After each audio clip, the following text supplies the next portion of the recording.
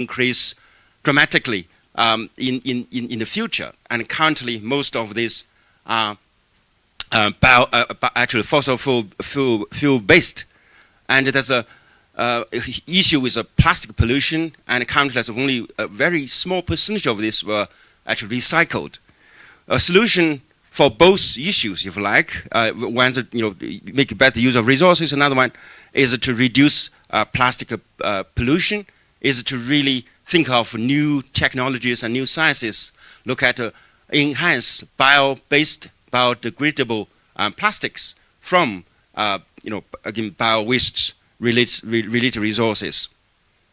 Another thing is actually if we look at wet plants, we can actually make use of the hydrogen at the same time produce lignin-based chemicals. So it's actually co-production of hydrogen and value-added chemicals from lignin. Now, traditionally, of course, this is what I've shown earlier. This is a really fossil-based an example.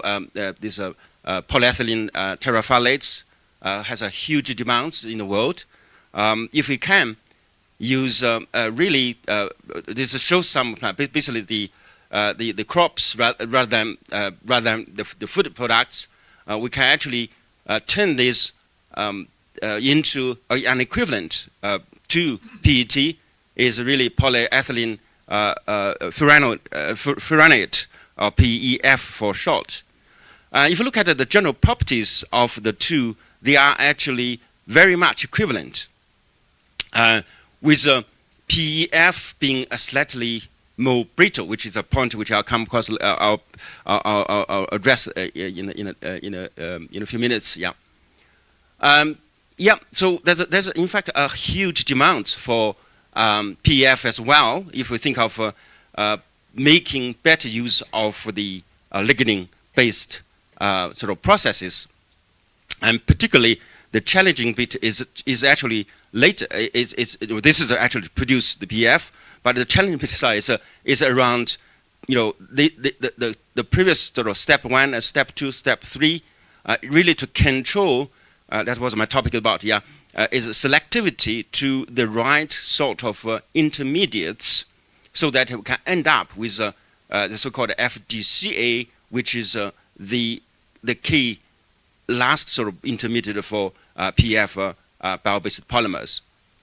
Now, processes currently this HMF is coming from the sugar. It's the first step. In fact, it can be used for other kind of chemicals as well. If we just look at how this HMF can be turned into FDCA, of course you can have currently different processes. One is water-based, preferred. Another involves organic solvents. In fact, if we have too much of these products, then it's actually very difficult to turn that. It takes more energy and more process to turn that into useful intermediates, and other sort of byproducts are involved as well. Now, what we did, and this is a bit, is actually look at the fundamental sciences of the conversion process. Now, traditionally, we have this HMF coordinated in the end-on group. This is a little bit of chemistry, yeah, but just to demonstrate the fundamental importance of fundamental science. And this requires harsh environments, and also gives actually very low selectivity. Now, what we did, is actually to enhance a so-called hydrogen-bound group to make the coordination flat-on rather than ends-on. So, but just changing this simple process just shows the important mechanism. We actually, it's a little bit of detail, yeah. We actually can largely enhance. I just show the end products, yeah. The selectivity and conversion to nearly 95% compared with the traditional process where you only have a few tenths of percentage. So it has a great potential for further industrialization. And of course, hydrogen bonds, again, as one of the common bonds in chemistry, can actually be used in various other, green chemical or green synthesis kind of processes, particularly in combination with some of the chemical structures. And these are morph structures. You probably heard the Nobel Prize of Chemistry was awarded to the morph structural developers. Was it yesterday or the day before? Yeah. It shows the importance of such structures in further conversion of our processes. So now further improvements are needed, and this again a little bit fundamental too. So the bio-based PEF, we know it sort of involves this furan type of a molecule compared with this benzene-based molecule. You can see this molecule are symmetric. It can rotate. What this means is that this plastic can is more plastic, more elastic, is more stretchable. Let's say this one means it does not likely to rotate.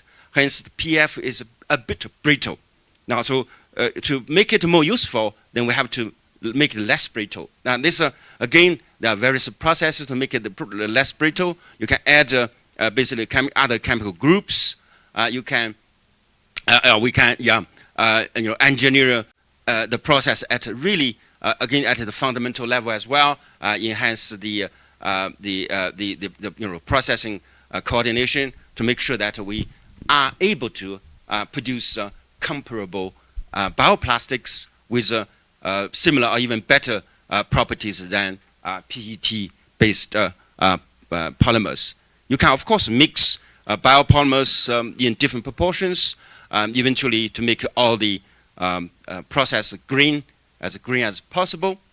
So this is just a key example to show how we can actually use the biomass to solve various problems. Again, I'll go very quickly. There are other ways of making a green up of our chemical environments or chemical industry. You can, for example, hydride shift for polyols to produce again lactic acids, which is another important ingredients. We actually can also turn this methane into ethanol, which methanol or ethanol, which are marine hydrogen carriers. We can do that through. This is a COF structure similar to MOF.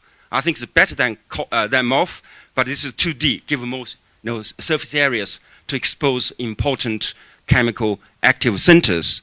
It just shows the science really drives the developments of potential industry in the future. Yeah, again, I'll just ignore detail. If you wanted to talk science, we'll have time to chat really nicely.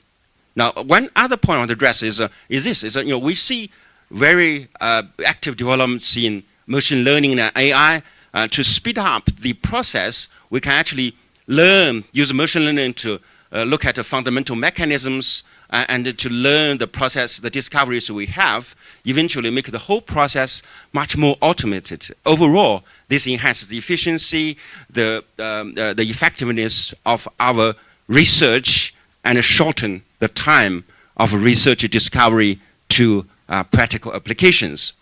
So this is actually, we actually made use of this machine learning to look at the chemicals. Just again, a short example of how this can be applied for the things. So in short summary, and I think, I hope just 3 points. One is biomass utilization or valorization really holds great potential for green bio-based plastics, chemicals, and green hydrogen as well. Maybe should add that. And fundamental understanding and control of this binding through some fundamental mechanisms are actually important to give us highly selective products with high efficiency and high potential for industrial applications. Of course, the practical implications, which is been addressed around the meeting, so I wanted to see in detail, but certainly we need the collaborative efforts in fostering this sort of resource to market value chain. Again, this was discussed earlier. So thank you for your attention, and I would like to thank my founders, and particularly Environmental and Conservation Fund of Hong Kong, and that's my group website. If you wanted to link and talk in the future, welcome any comments and questions. Thank you again. Thank you, Professor Guo, as he has saved a lot of time for us. So we have a few minutes for questions. Thank you, Prof. Guo. A very interesting talk. I'm interested in the part of the machine learning. So, do you have more details of the machine learning? Do you predict the property of the molecule or the catalyst? Okay, that's a good question. In fact, yeah, it's a very popular and upcoming field because we all are familiar with the traditional research of experimentation with some theoretical predictions. But machine learning does help us in enhance the understanding, both the speed and the efficiency.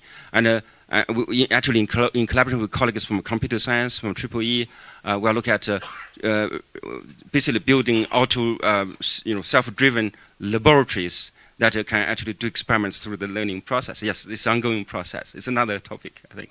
Yeah, if you're interested. Yeah. Thank you. Hi, thank you for the very interesting talk. I had a question regarding the methane oxidation or the CH bond activation to methanol in particular.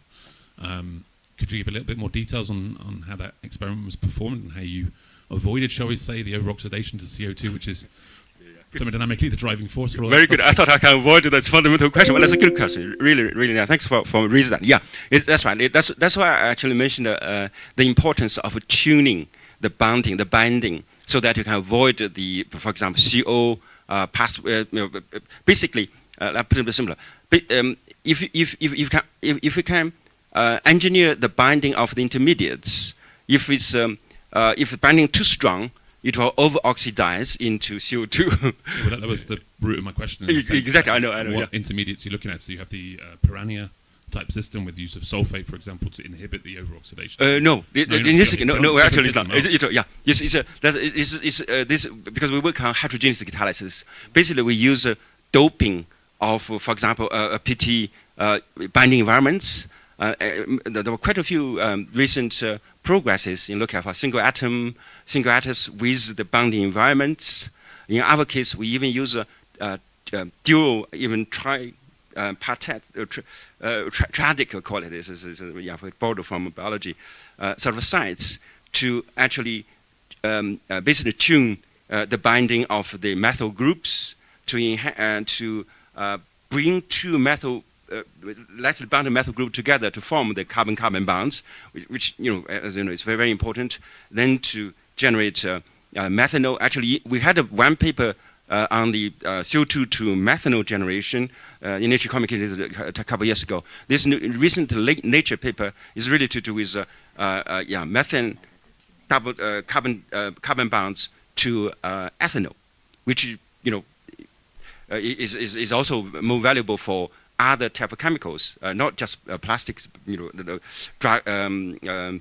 Chemicals in the pharmaceutical industry. Ethanol is very versatile. It's not just a drink, but it can be used in many other places.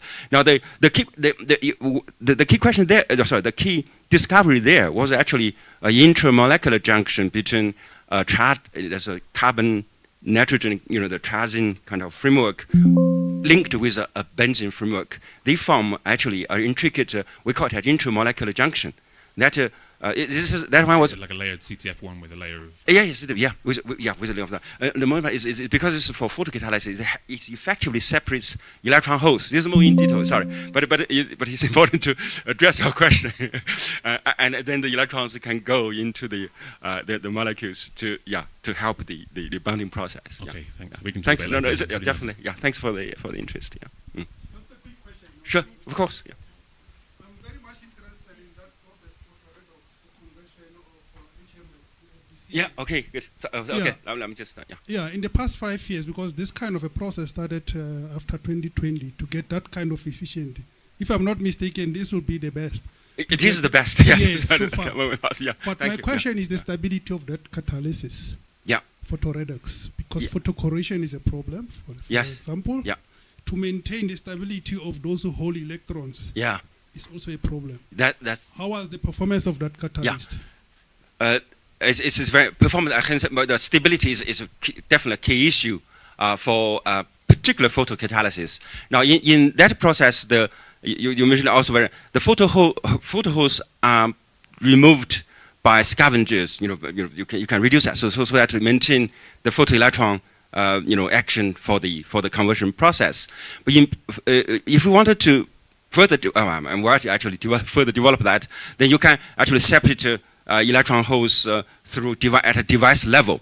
In fact, the holes can be used for oxidation, of course, electrons for reduction. The redox process co-generates product. That is the best use of photocatalysis, as you know, yeah? Right, because both holes and electrons are precious. Active species are very precious. We do not want to lose any of them.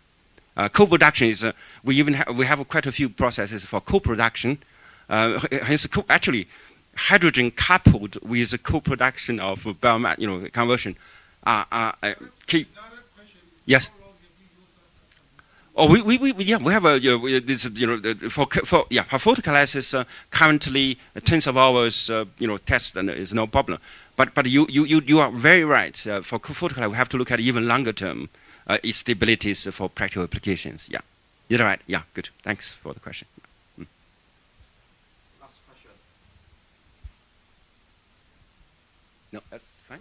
Thank you. Any other questions? Sorry. No, if not, that's fine. We have discussions as well later. Okay. Thank you, Professor Guo, and give King applause again. So we have a next speaker, Dr. Robin.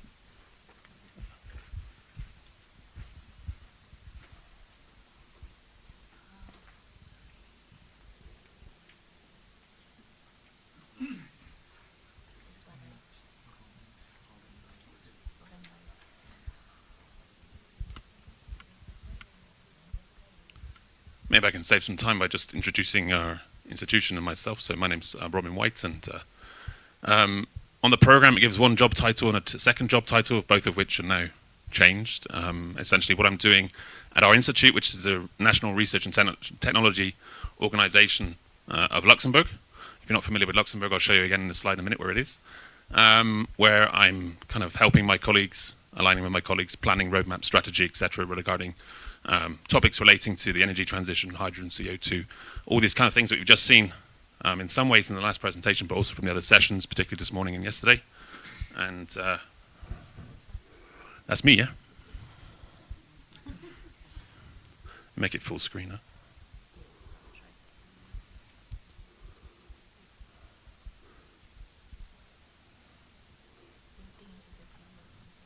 Yeah, you can make it full screen with the PDF.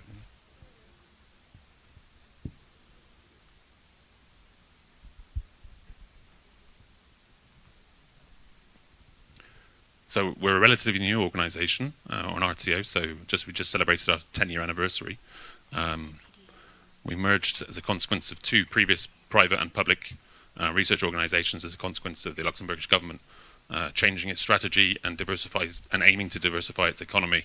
I mean, I guess if you're familiar with Luxembourg, it's quite financially orientated, transitioning from before the financial sector development, the actual steel sector, for example. Are we good to go? Okay. Right, let's see if this works.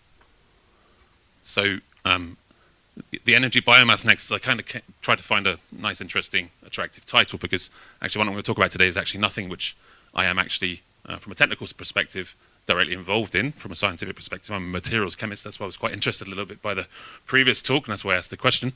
But what I hopefully can show you is a little bit what we're doing at LIST, so the Luxembourg Institute of Science and Technology, in the topic of the interface or the use of biomass, for example, to produce interesting molecules in the context of the energy transition. So who are we? I touched on this already, so I can skip this a little bit.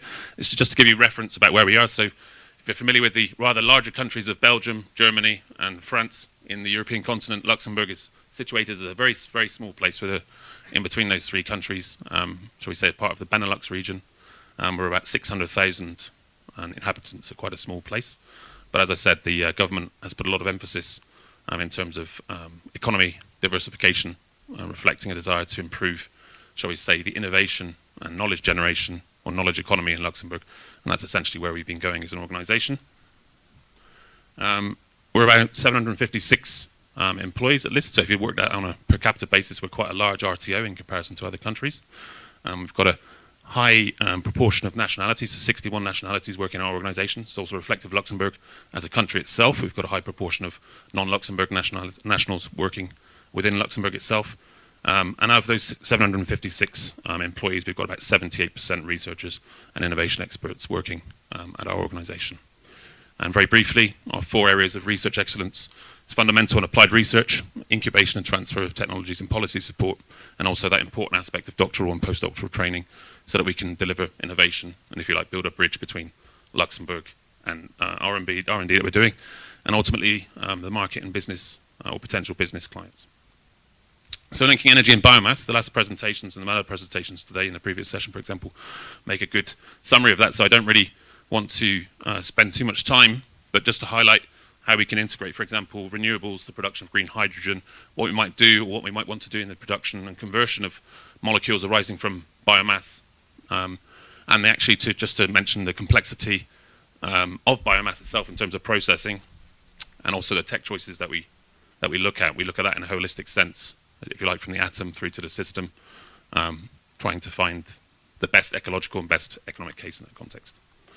So maybe just to start what we're doing at LIST in a very high level. So we have colleagues that are looking at, for example, energy forecasting, what we can do in terms of expecting or predicting or postulating, for example, what might be happening in terms of energy production, how that relates to grid, how that relates to smart networks, how that relates to energy use, and, for example, hydrogen production. And we've also colleagues who are looking at, for example, bio-based processes, microbial conversion, biomethanation, for example, and how we integrate those, for example, into the discussion of the energy transition, how to utilize those systems effectively. Also to consider, for example, valorizing the CO2, which is an inherent byproduct of any biogas facilities.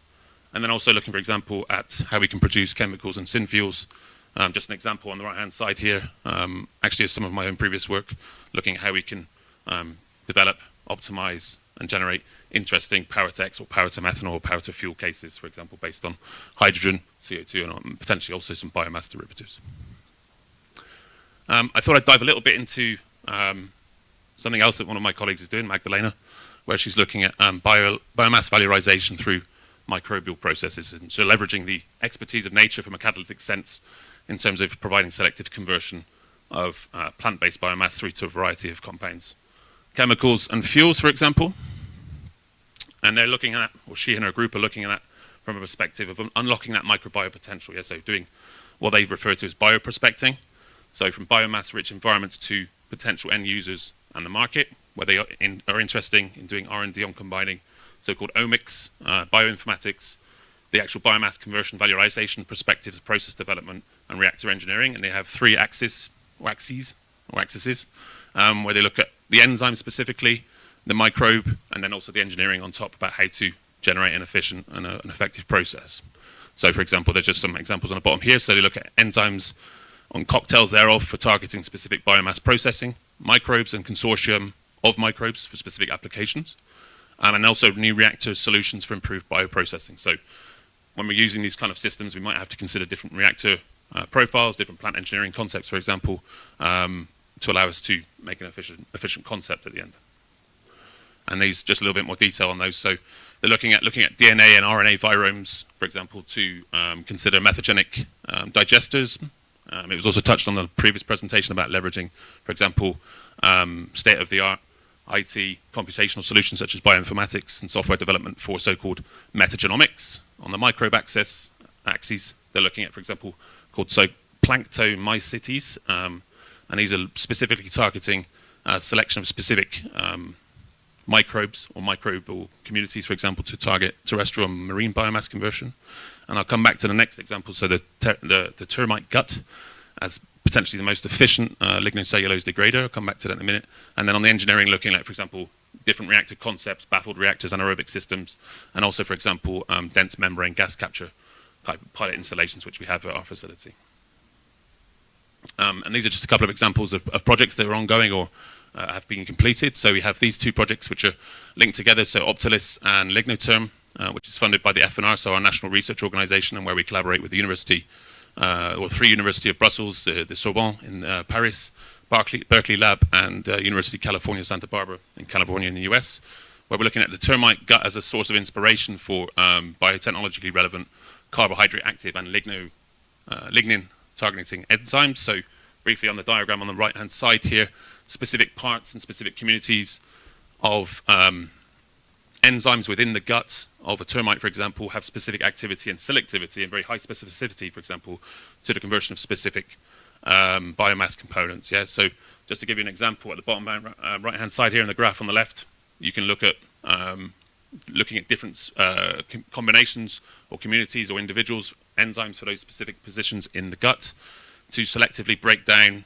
This is kind of a generic kind of lignin structure on the right hand side to look at the breakdown, for example, of your beta-beta or your beta-oxo 4 bonds within the lignin structure, which may then alleviate compounds which you might want to do, as the previous speaker illuminated, to deoxygenation or hydrogenation or dehydrogenation to give you compounds of interest, for example. And the benefit there potentially from a process point of view is that a lot of these processes are running at relatively low temperature, low process pressure, and the microbe or the enzyme, for example, is doing the work for you. There's other challenges regarding the process and intensification and the land use, etc., but these are challenges that we're trying to address. On the biomethanation side, we have a project called eBiometh, where we're studying the impact of process parameters and the use of different methoxyphilic enzymes to look at biological methanation or biomethanation. Yes, so this is about bioprocess performance optimization and the use of, as I mentioned before, these specific communities of microbes that can allow us to process different wastes in an optimal and, shall we say, more selective perspective, trying to optimize the production of methane as opposed to CO2, which would be more interesting from a levelized cost of methane production perspective. And then to round it off, we'll go back to the system again at the beginning.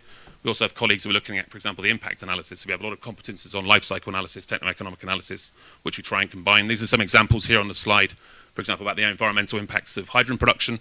We talk a lot about the impacts of hydrogen as often just the global warming potential or the CO2 equivalents, but when it comes to the overall holistic analysis, we like to look at that from a complete perspective about all the impact categories that you might want to generate from a life cycle perspective and try and generate kind of a heat map and try and generate the most complete perspective as possible in terms of the hydrogen that we're making. And then coming back to the bioenergy, so my same colleagues had a project with the NTNU in Norway and the PICS, the Potsdam Institute for Climate Change. We had a project going on previously called BEST, which finished in 2023. We just published a nice paper on advancing life cycle assessment of bioenergy crops. And my colleagues were looking at, for example, the development and further development of methods to resolve the issues regarding direct, indirect land use change and land use change accounting in the bioenergy life cycle analysis itself.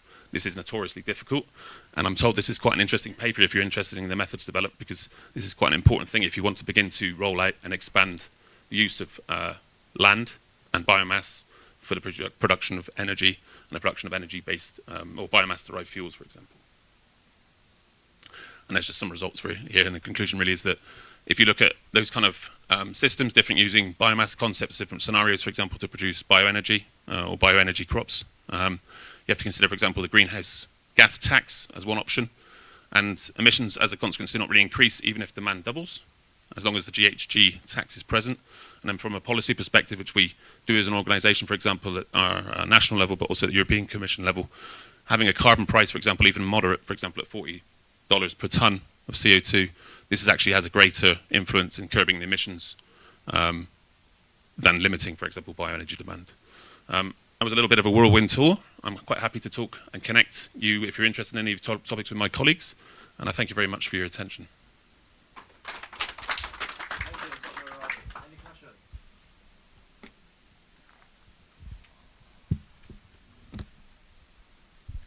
Thank you very much for introducing such a wonderful project. I have a question for you. When we want to improve the low technology, the solutions to better solutions, what do you think is the high priority, such as policy or policy support or technology innovation or something else? Yeah, please share some successful experience. This is a complex question. I think that as an RTO, from an RTO perspective, our mission should be to try and present as clear and a science and fact-based solution to potential end users or other stakeholders in, shall we say, the valorization chain. Yeah, so we can proceed from low technology readiness levels through to higher technology readiness levels. Yeah. At the same time, that should be not just an economic case. So what the levelized cost of the product is, for example, it should also be the, shall we say, inclusion as far as possible, as you can internalize the costs of all the impact category assessments that we do with respect to the life cycle. We should be also trying to present a holistic kind of use case or business case, if you like, as far as possible. And then in some ways, when we do that, for example, in the case of the bioenergy perspective, if we can actually provide some quantitative analysis of potential scenarios which might be relevant, for example, in Europe or in Africa, then we can go, for example, and be involved in specific policy networks where we can present this information and say, okay, well, this is a particular scenario or technology that could be adopted. This has this potential or this impact. Thanks for your presentation. In your presentation, you mentioned about the two pathways for reducing the carbon dioxide. One is the bioprocessing, another is the chemical. Yeah. Yeah, but I think for the Europe or the global countries, which pathways may be the more popular technology roadmap for combining this? Maybe. Yeah, I understand. I understand the question. Yeah. Industry. Yeah. No, I think that's a multi-layered answer again, in the sense that doing, for example, the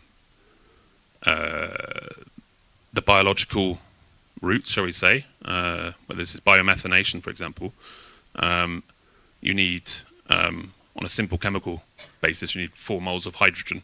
And when you look at the sensitivity analysis for often these processes, the key determining cost factor is the cost of the hydrogen going into the system. So when you look at, for example, CO2 reduction to methanol, you need 3 moles.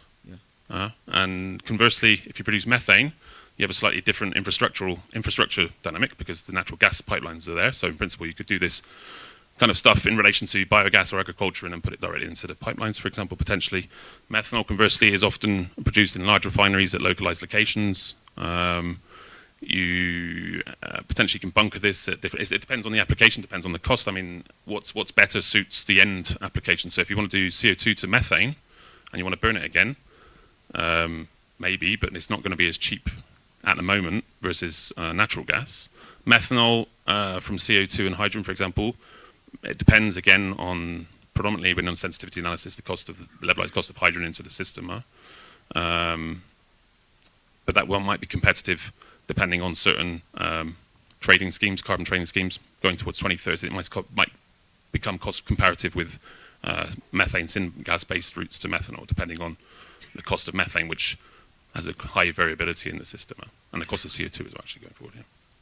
But I mean, it depends. Yeah, okay. Yeah, like the industrial carbon emissions are very big, about maybe 100 or billions like this. So this a very big carbon source. And through the well, yeah, but that's I think the flue gas conversion has a completely different dynamic in that context. So you have to do your syngas or your CO2 cleanup up front to get the right makeup gas concentration or the right CO2 purification, so you don't want to kill your copper-based catalyst in your thermochemical process. Conversely, your microbial or enzymatic system might not be as sensitive, or it might be more sensitive depending on the community that you're using and the active site, shall we say, in the system, or sensitivity in sulfur, the pH, for example, in the system. These kind of things. So I guess there's a different dynamic depending on how you want to clean up your feed gas coming from any flue gas and where that flue gas is coming from. So like the hard to abate, like you mentioned, steel or cement, for example, these kind of things. Okay. Thank you. Thank you for this very nice presentation. Really interesting, I have to say. Lots of interesting chemistry that I'm seeing there. But my question is a simple one. And the answer may be a bit more complex, but it's more around all this nice work that you're doing, all this nice chemistry, green chemistry that is very interesting. Do you perhaps have some use cases, or perhaps examples of where this work has been translated and you have some implementation? I can give you a direct example. I didn't present it today. It's quite a long discussion. So we have a number of patented, in-house patented technologies on the production of bio-based binders and resins and vitrimers, which we're now using and leveraging as part of our sustainable composite and materials and manufacturing initiative we have in Luxembourg and centre that we've developed at our organisation, which is being funded by our Ministry of Economy, and we're working together with Toyota, Airbus, Thales, and a number of other stakeholders, shall we say, that are interested in integrating bio-based and recyclable components into new materials for lightweighting, for chassis, for hydrogen tanks, these kind of things. So this is part of our, if you like, the raison d'être, so our reason to be, is to take that, shall we say, initial discovery and that patent, and then provide a pipeline so that we can go forward with partners to bring that to an actual real product and real use case. Yeah. Thank you. Thank you. We are run out of time. Thank you. Thank you, Dr. Robin again. So, next speaker, Dr. Alois. Yeah, we will hear from.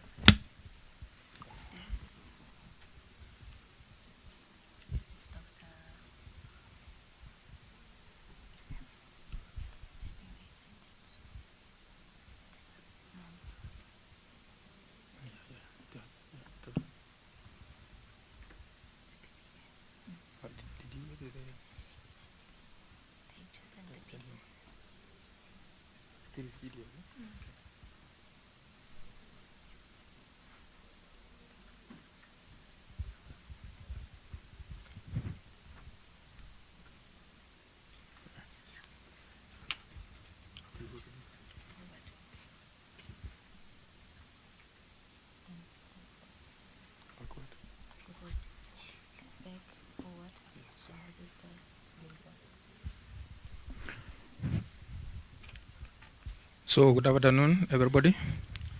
Welcome to this presentation. Alois Osano, Masai Mara University, and I'm the Director of Research, Innovation and Outreach, but I'm a chemist by profession. Right. This thing is not working. Just yeah, ours here is to work on waste biomass conversions into green energy using low technologies which are amenable to land on the ground. Because many times the energy access and availability is a big issue in the East African region, Kenya being one of them. Now, another cell of what you are doing is the conversion of waste biomass, which is largely lignocelluloses, using indigenous salts to catalyze the whole process, and then you get organic acids you can convert through electrolytic systems to get hydrocarbon fuels, hydrogen, and of course other products, biofertilizers and biopesticides. Now that is the context of energy regime in Kenya. Basically, we are looking at this approach from the domestic level. We are not industrial. We are looking at it from the domestic level. What energies are required in the domestic level?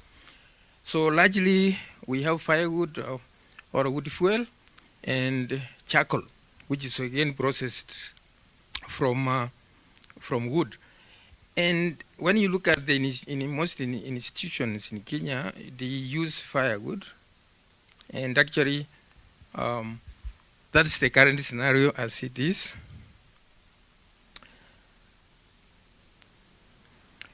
Now, the problems facing the domestic, space, we have the issues of course, deforestation, which is caused by point source, of course, cutting down of trees and all that kind of stuff for firewood and charcoal. And then we have health impacts as people use this kind of fuel value chain. There is these issues, health issues, which are coming out from there. Then we have as a social upheavals due to the energy imbalances. Now we carried out a study to know the levels of combustion emissions at the domestic level. We are focusing on the polycyclic aromatic hydrocarbons, which are carcinogenic in nature. And we discovered that actually, especially in Narok region, where our university is based, is impacted a lot by high elevated levels of hydrocarbons due to the use of charcoal and firewood. That actually, during that study, it triggered like everybody we interacted with at the domestic level, they wished to use clean energy. That is LPG in this case, liquefied petroleum gas. They yearned. But then the most immediate one, which is cheaper to use, is biogas, of course, which again was out of reach of many. And LPG is way high in terms of costs. Now then, we look at the context of the kind of biomass available, which are potential to produce energy. And in this case, like what I showed up earlier, those cellulosic wastes, some of the wastes emanate from the domestic level. Talk about the animal waste, animal droppings you are seeing there. Talk about agricultural wastes, talk about invasive plants, and of course, many more food wastes and the like, which are emerging from the kitchen. You discover that that is the scenario there. And again, of course, they have other issues. Now, our journey started by looking at the first scenario of trying to break down lignocelluloses using indigenously available, catalytic salts. These salts, it has a lot of history that it was used by people in cooking to shorten the cooking period and, of course, make the food more palatable. That's where now we discovered that maybe we can be able to use this salt to break down lignocelluloses into simple fermentable sugars. And the results was quite impressive. If you can check there, you'll see the main aspect of this research was to produce lignocelluloses. Not lignocellulose, but ethanol, cellulosic ethanol as a biofuel. And you can see the kind of outputs which came from there. In this case, we looked at two plants, two kind of lignocellulosic plants. This was wheat straw, and we have a weed which is called McDonald's eye, which you can see there the alcohol levels, which were produced 64%, and we have 49% as the end product. Now, another study again was to optimize biogas systems. In the country, Kenya, we talk about AD biogas systems at cryomesophilic temperatures. That is the technology which is more dependent on geothermal energies because we use fixed dome. Other technologies like Flexi or tube biogas system, it is not so much effective. So again, this biogas system, the problem it had was normally low performing, and mostly the plants run for a few months or a few years, and then they die out. Now, as here we were to optimize the system and try to see how possible we can cover the harsh conditions and the low performing or low performance aspects. Now, in that case, we started a journey from up there, and then now we were able to design a plant. We came up with a catalyst to catalyze the whole process at that level, and of course to clean up the gas. We were able to produce, to optimize the gases to more than fourfold the normal and catalyze the system, and of course the gas quality in terms of methane percent levels rose to 85% to 90% methane levels before cleaning it up. Now, and then another study followed. This, we were trying to intertwine to optimize fully how we can use the bio-cereal now from the biogas to produce more gas from there. We were looking at how we can use electrolytic systems to synthesize methane. That was the main objective from the bio-cereal. This was to increase circularity of the whole aspect. And now we discovered that during this period there is also hydrogen coming out, at the same time methane, and of course carbon dioxide, or the biogas itself was being formed as hydrogen was being formed.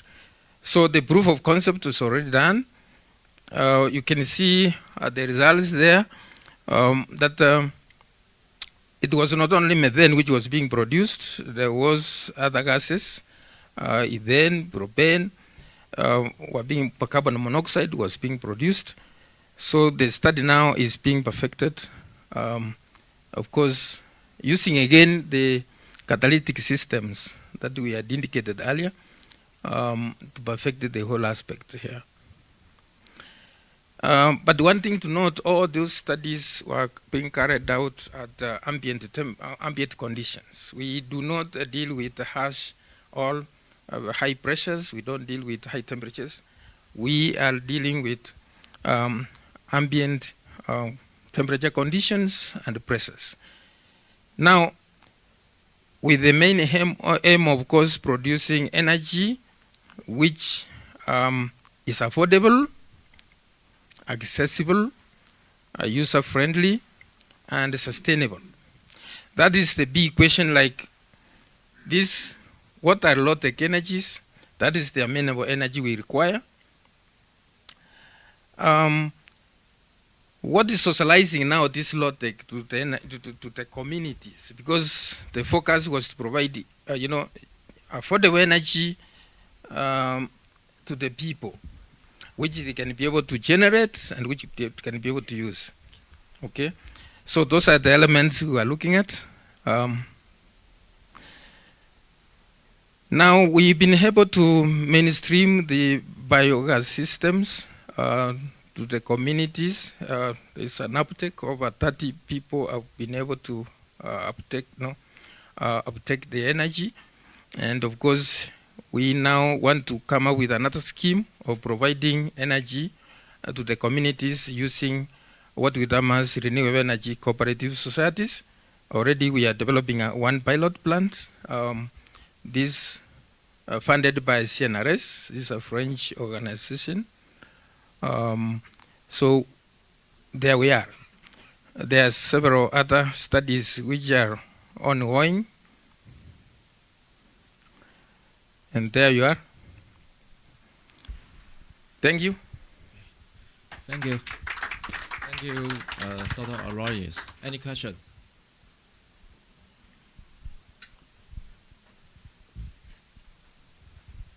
Thank you very much for your presentation.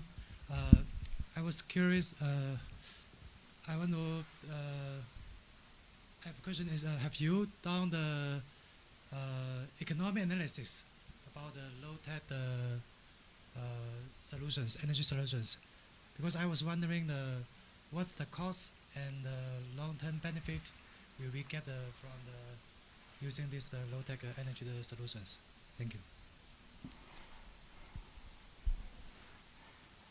Yeah, I take you back to that slide because the moderator was on my case. That is why I jumped that.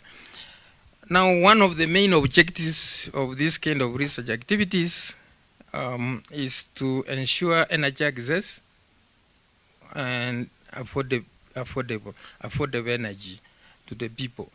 So it should be low cost. Actually, low tech is supposed to be translated to low tech and low cost energies. That is our main focus. That everybody should be able to reach out to this kind of energy, be able to use the technology to produce their own energies, and at the same time, of course, produce it affordably. That was the main objective. That is why we are looking at that. Any question? So, no question. So let's thank Dr. Aloysius again for sharing his work. So next speaker, we have a Dr. Liu, Guicai Liu.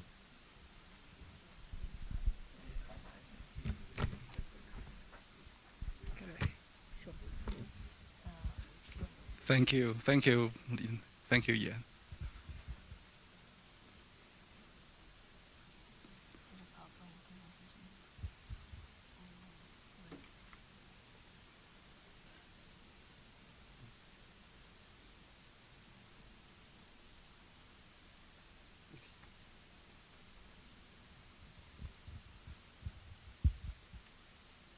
Okay, good afternoon, everyone. My name is Guicai Liu from Nanyang Technological University, Singapore. My topic is about waste to energy for with chemical looping strategy. Because of, as we know, Singapore is a very, very small city, very fine city. So actually, the land in Singapore is very, very precious. So the waste must be treated before in landfill. It has no land to landfill. So we must do something on the waste.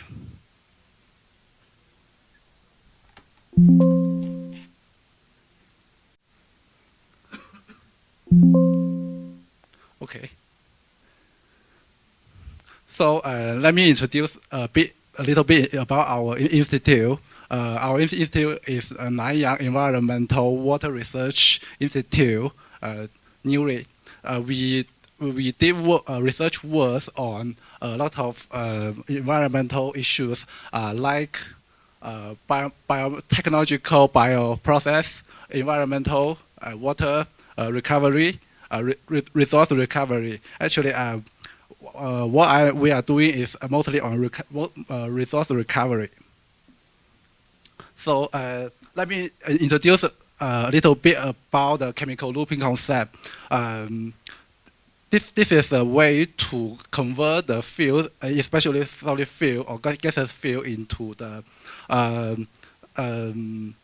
energy or the chemicals. Usually, here we take chemical looping combustion as the example.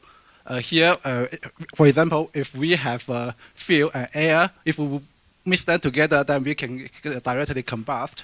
But if we separated them, we use a solid material as the intermediate, then the fuel can be oxidized by the lattice oxygen in the oxygen carrier.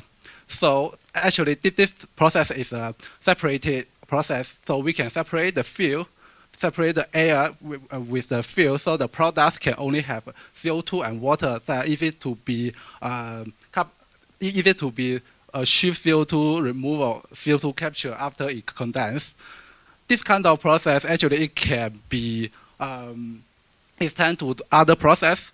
For example, we can achieve partial oxidation like gasification or reforming.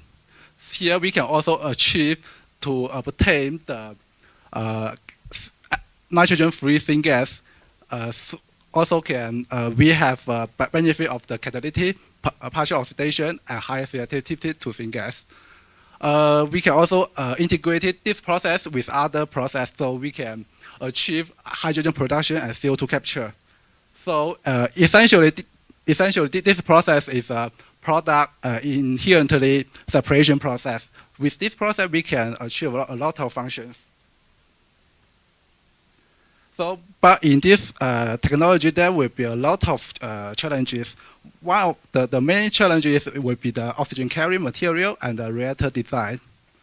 Here, I will introduce more about these two issues. So, if we want to treat MSW, the solid municipal solid waste, because the waste has a lot of chloride, for example, from the PVC. So we have to deal with the chloride. Otherwise, there will be severe dioxin and boiler corrosion. And with the also, if the syngas is from nitrogen-free, then it also can achieve CO2 capture. Here is our process. Compared to the conventional CLC, we have a separated sorbent generator, so you can separately generate the sorbent after oxidize. Here we demonstrated oxygen carrier with a sorbent composite material, so we can achieve HCl removal, and so the sorbent is regenerable. Here we use iron ore modified with the different alkaline earth metal like barium, strontium, and calcium. Here we found actually the barium and strontium has much more high efficiency on the separation of the chloride. But when we compare different material, actually it's the same conclusion. Heavier alkaline earth metal have better separation efficiency. After that, because at the beginning we use iron, the conversion efficiency would be low for the fuel. That here we use copper. Copper would be a better material for fully conversion of the fuel. Here we use barium or strontium, copper oxide, magnesium oxide, and aluminum oxide. We run 20 cycles. At least we see the stabilize that it can separate it successful. And because of the copper, the melting point is quite low. That will be an issue. That will be an issue if we operate the oxygen carrier in high temperature. So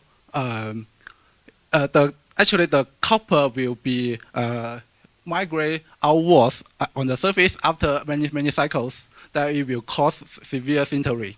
But if we have additive like alkaline earth metal, here we found the copper will not be migrated at the surface, so the sintering issue will be mitigated.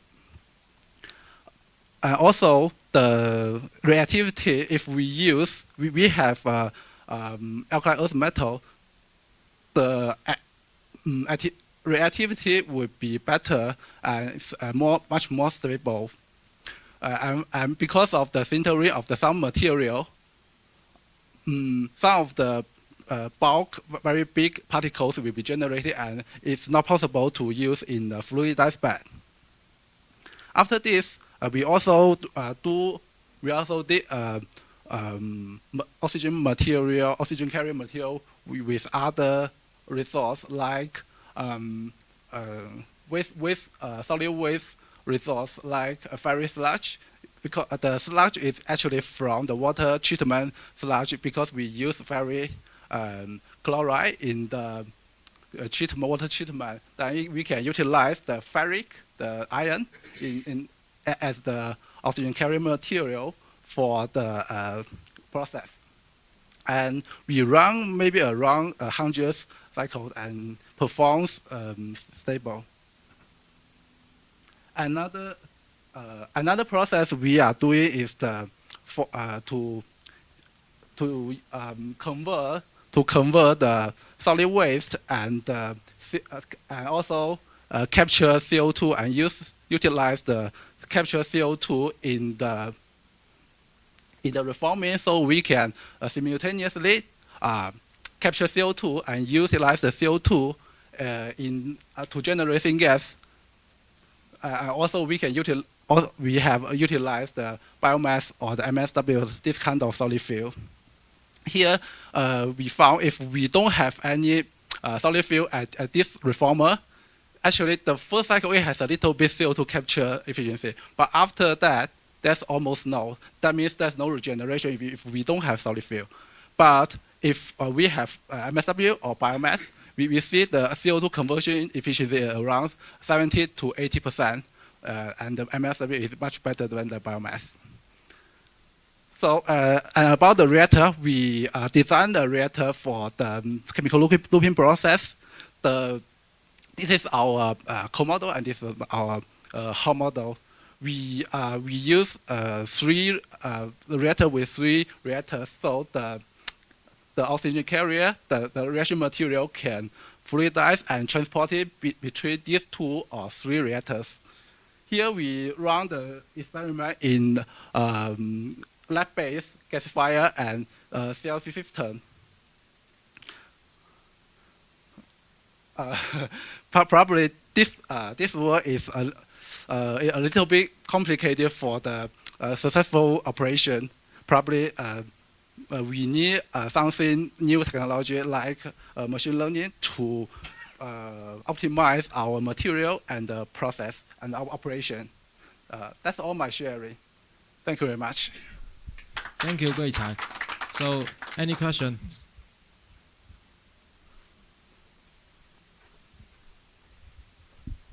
Thank you very much for your presentation. The idea to generate energy from the waste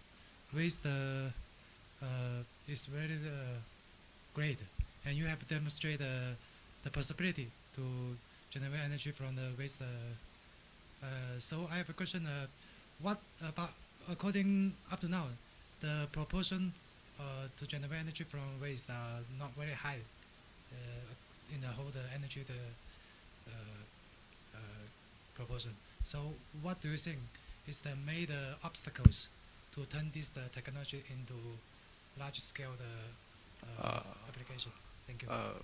That would be a complex problem. One of them is the reaction material, as the reaction material will be very easy to be agglomerated and sinter, that it will block the normal operation in the long term.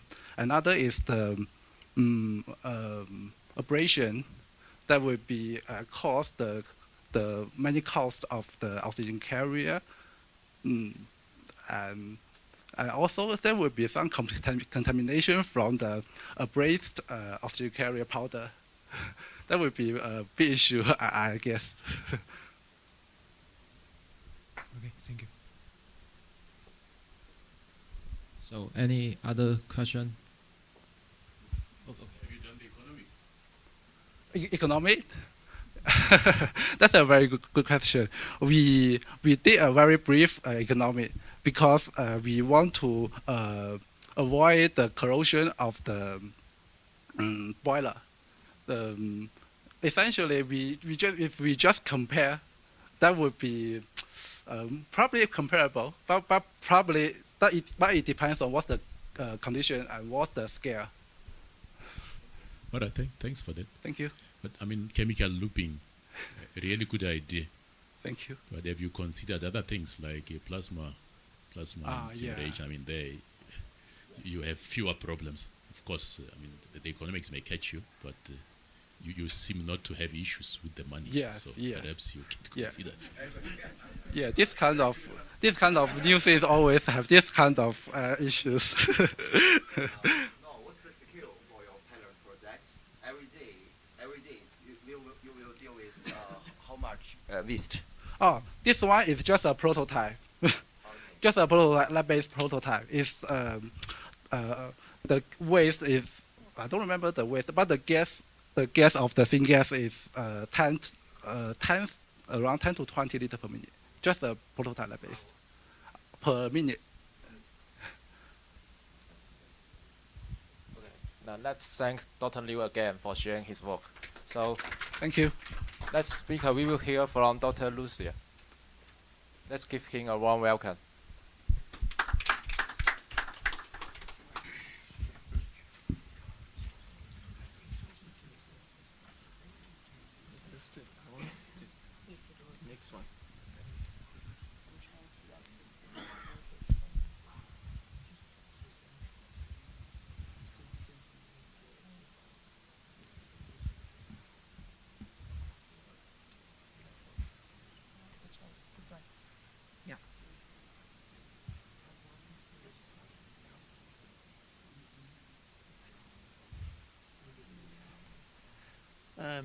Good afternoon already.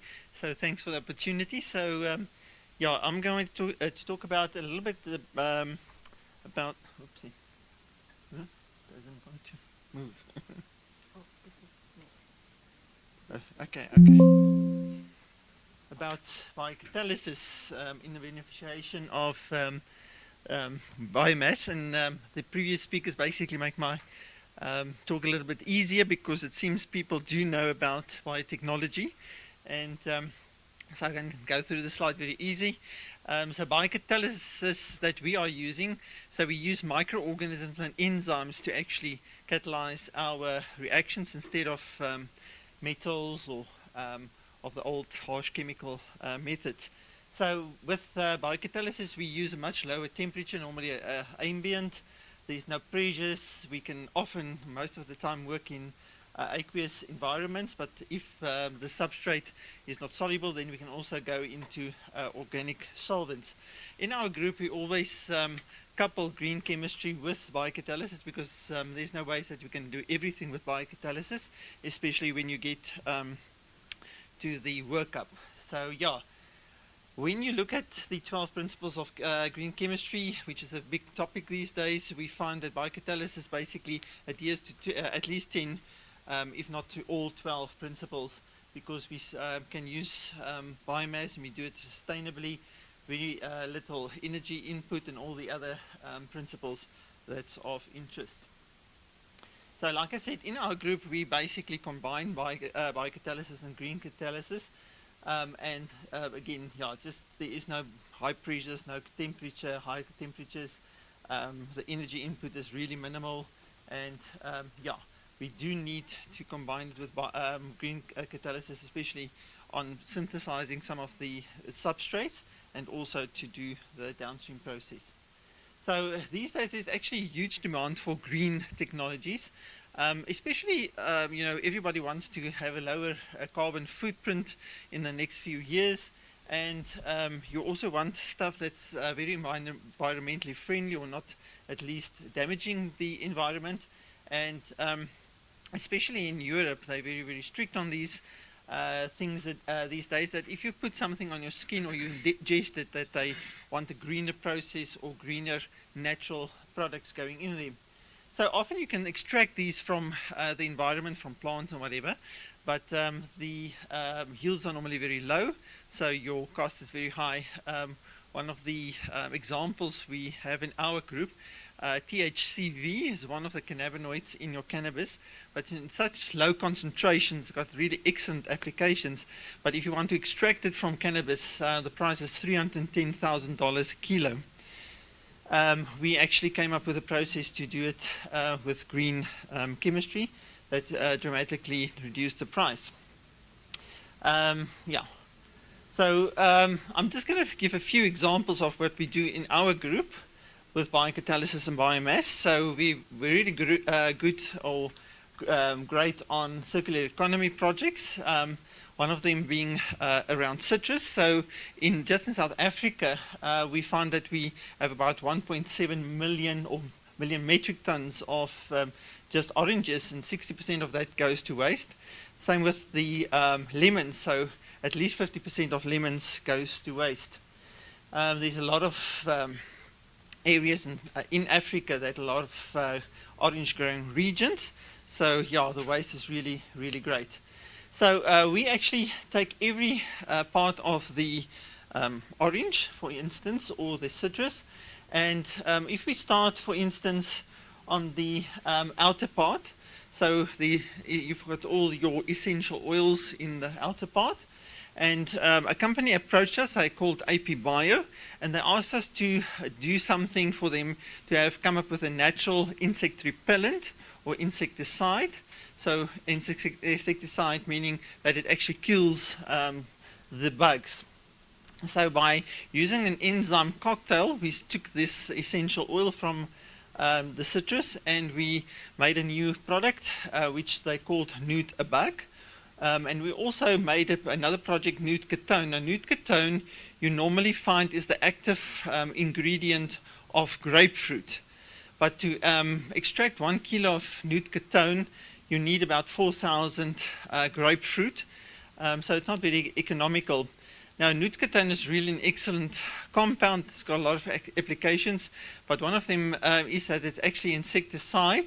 So it kills, for instance, your mosquitoes. So after we've developed this process for this company, they took it to Tanzania, to a company there. So they developed what they called long-lasting mosquito nets. So they impregnated the nets with this Nootkatone, and they found apparently if they put it in the middle of the room, this net, the mosquitoes just goes to the furthest corner, and if it actually gets in contact with the net, it dies. So they do have a application with the WHO, and they hope to get approval by December to actually then get this into the market. The other one was a project for biodex in South Africa. So we actually take the juice of the citrus fruit and we combined it with a chemical stabilizer, and there was actually an enzyme in the juice that then did this reaction with a stabilizer, and it actually then came up with a efficacy much more efficient than if you just have the two components on their own. So they've got all these different certifications, and they also registered this the two projects or products in the EU. They're already producing on ton scale, and also during COVID they found that within seconds, if they clean the surface within seconds, it basically kills 99.9% of the virus. If you look at the citrus again, the white part, the albedo, that normally contains your pectin. Pectin is used to make jellies and jams, but you need up to 85% of sugar in a low pH to get this gelling to take place. We took the normal pectin and we added an enzyme, and we then made low methoxypectin. And low methoxypectin basically only needs calcium to gel. So you can now use these products then for people with diabetes. They also use it as a filler in some of the pharmaceutical products. And they also found that it's excellent for metastasis of cancer, so that the cancer does not spread to other parts of the body. Just this, I threw this in, and it comes down to the same work that has been presented. So we basically also started with biomass, got the sugars out, converted to with HMF with another very green process, and then we found a microorganism in horse manure that can actually produce FDCA directly from the HMF. Then one of the another project that we did was for a company called Kepri. So we all know that's huge amounts of paper and pulp waste everywhere in the world. So South Africa has done quite good on recycling. Maybe it's not as good as some of the other developed countries, but yeah, even after recycling, there's a lot of this short fiber waste, and they don't really know what to do with this. So they brought it to us, and especially in South Africa, in the rural areas, there's a lot of farmers in summer. If there's a lot of rain, that's fine, but if it's drought or during winter, they actually do not have feed for their ruminants. So we actually came up with a process to take the waste paper and pulp, make some products out of that. So some of it then being sugars that they can add to the feeds at a concentration of about 10%. But then the remaining, we actually make some fibers from there that they can use as a filler. And we also removed the lignin so that that can be used in additional products. One of our flag projects was this Oris butter. So Oris butter is one of the very, very expensive products used in fragrances. So basically they take this flower, this Oris flower or iris flower. They normally put the roots away for 2 to 5 years under specific conditions, and then this Oris butter fragrance basically develops. But the problem is, you know, you need a lot of space to put those roots away for 2 to 5 years, and we've seen it ourselves. The slightest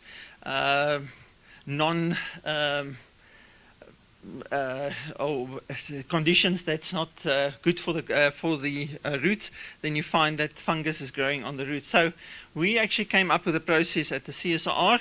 We found a very, very low-costing enzyme, and the enzyme can actually then produce this flavor and or this fragrance within 40 hours instead of 2 to 5 years.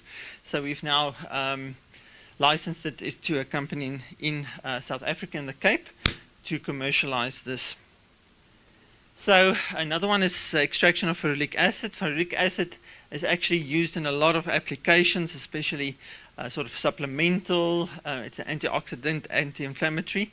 And you get it a lot from woods and grasses and so on, but it's not very available because it's bound to a lot of carbohydrates. So what they normally do is they add sodium hydroxide and they boil it, and eventually it comes off, the ferulic acid. But you basically destroy the bran completely. So we actually came up with a single enzyme from the baking industry that can do this, and within a few hours you basically get your ferulic acid. And because you do not destroy the bran, you can also then use that additional product for animal feed.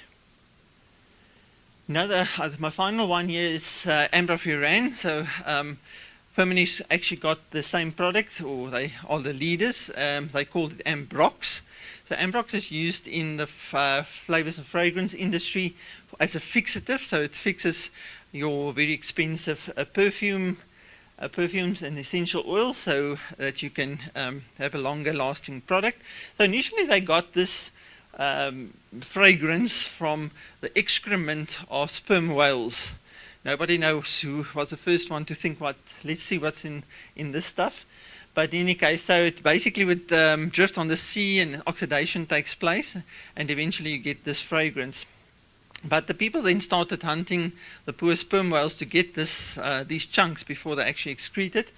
So they had to come up with this treaty to prevent it from being happening. And so then people came up with chemical ways to do it.